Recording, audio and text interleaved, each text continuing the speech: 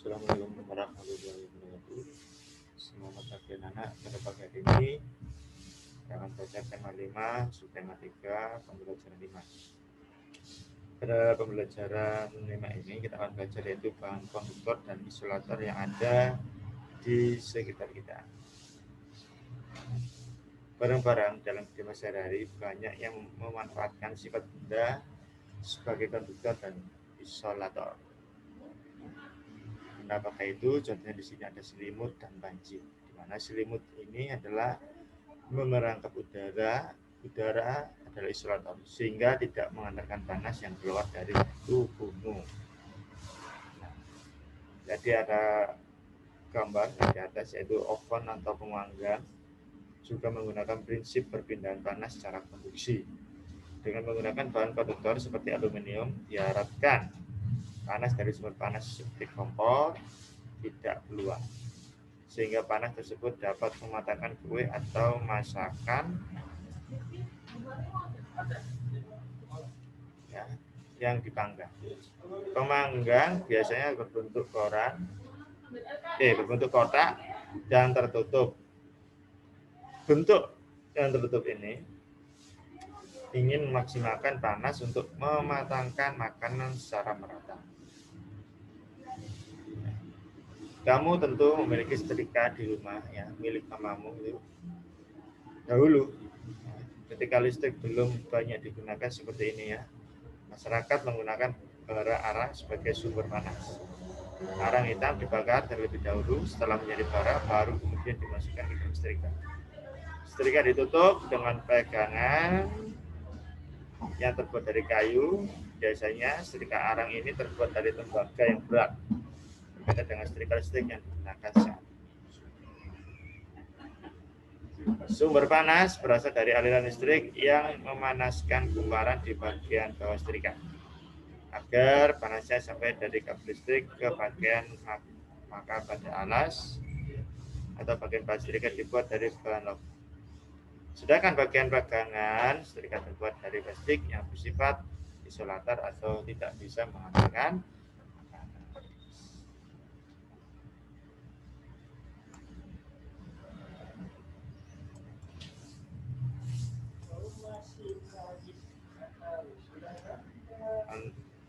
Untuk tugas YouTube kamu yang pertama, kerjakan di halaman 182 tabel yang atas ini.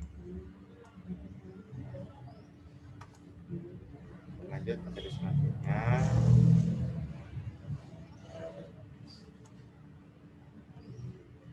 Di sini ada gambar cerita. Anak-anak, gambar cerita itu apa? Gambar cerita adalah gambar yang menunjukkan kegiatan orang-orang atau binatang-binatang dalam suatu peristiwa. Gambar cerita dapat ditemui pada buku-buku cerita, terutama untuk anak-anak. Ya, untuk menceritakan sebuah peristiwa, baik peristiwa yang benar-benar terjadi atau cerita imajinasi, ya, seperti dongeng atau cerita rakyat itu.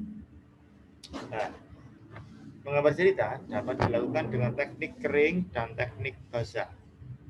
Alat dan bahan untuk menggambar cerita dengan teknik kering itu apa saja? Yang pertama, itu pensil, kapur, krayon, atau bahan lain yang tidak memerlukan air. Pada teknik basah, media yang diperlukan berupa cat air, tinta bak atau tinta Cina, cat poster yang menggunakan air sebagai pengecer.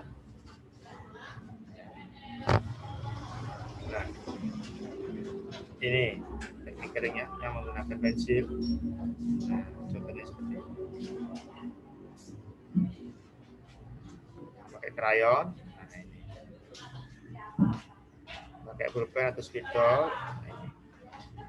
Bagaimana dengan teknik basah yang menggunakan cat air itu? Ini alat dan bahannya. Untuk tugas YouTube kamu yang kedua, anak-anak, ya, kalian bisa mempraktekkan untuk membuat tugas ya, gambar cerita yang menggunakan cat air atau cat basah. Ya, dengan menggambar sederhana saja, tetapi dengan teknik bahasa menggunakan cat air. Ya, ini adalah tugas untuk kamu yang kedua. Jadi kamu membuat gambar dengan menggambar teknik bahasa. Siapkan alat dan bahannya, jangan lupa difoto.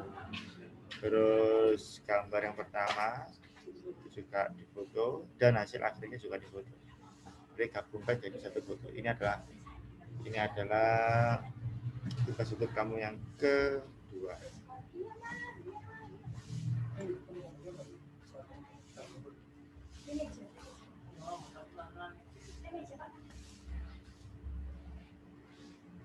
Nah, untuk tugas YouTube kamu yang ketiga, kalian rangkum LKSPLH kalian ya, halaman 1 sampai 3. Kalian rangkum dan kalian catat mana materi atau kalimat yang perlu atau yang sangat penting untuk dicatat. LKSPLH halaman 1 sampai 3. Kamu rangkum dengan baik ya. Ini adalah tugas YouTube kalian yang ketiga. Sekian dari pembelajaran hari ini. Saya akhiri. Wassalamualaikum warahmatullahi wabarakatuh.